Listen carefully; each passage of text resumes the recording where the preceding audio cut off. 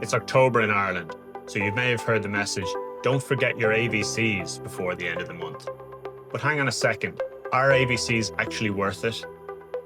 Today we'll compare the benefits of AVCs compared to investing that same money yourself. We'll crunch the numbers, compare the results, and see which suits you best. But before we jump in, please subscribe so you don't miss out on any financial tips based on my own personal experience. So what is an AVC anyway? Basically, it stands for Additional Voluntary Contribution. So it's extra money you put into your pension on top of your standing pension contributions. You're probably putting something like 5% into your pension already, and that's matched by another 5% from your employer. So additional voluntary contributions are what you contribute on top of that. However, the difference is you don't get the employer match with this. The big selling point here is tax relief. And this is often misunderstood. Tax relief doesn't mean you're getting €10 for the price of €6, like some advisors might tell you.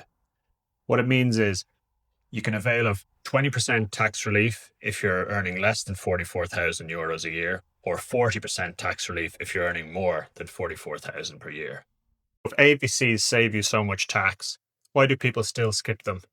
4 main reasons: fees, performance, liquidity, and inflation. So fees.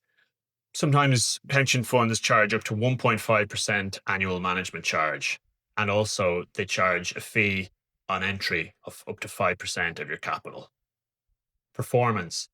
Historically, pension funds are invested in a mix of equities, bonds, and cash. This usually results in a 6% annual return compared to a low-cost equity index fund, which could get you 8 to 10% per year. Then liquidity. If you invest in your pension funds, you might not see that money until you're at least 60, but usually 65.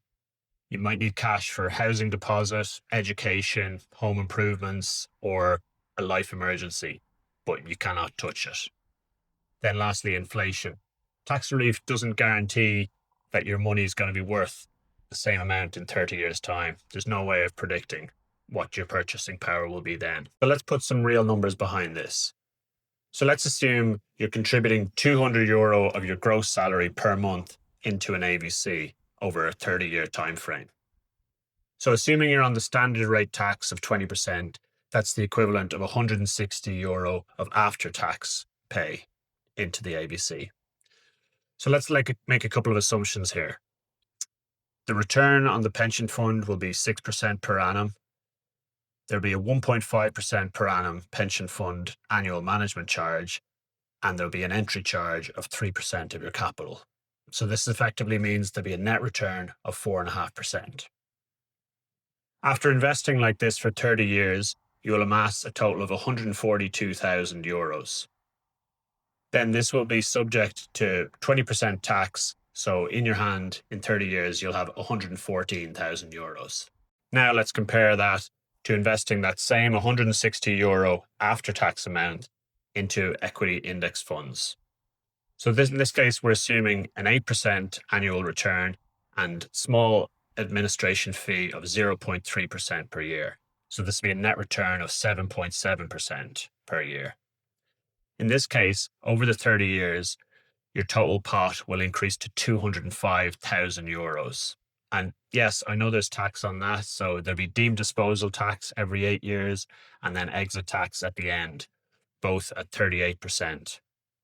This will reduce your pot down to about €140,000. In this example, you've got the AVC pot of €114,000 compared to the equity index fund pot of €140,000.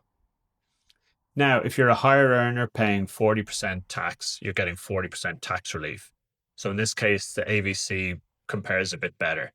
So the AVC amount of €114,000 would compare to an equity index fund amount of €105,000.